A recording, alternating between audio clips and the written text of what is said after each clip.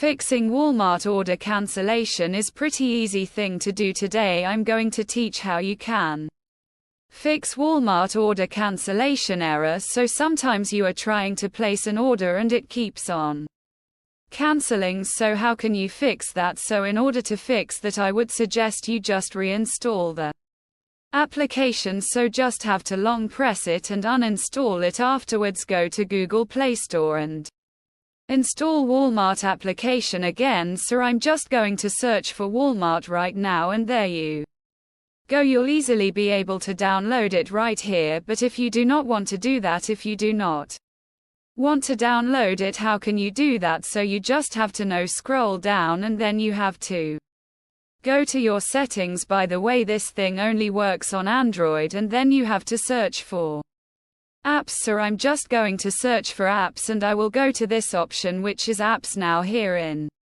the apps you just have simply search for Walmart. So it should be in the W section. Let me just find Walmart. As you can see the wall, but I'm going to go to that application. Then I'm going to go to storage, and there you have to clear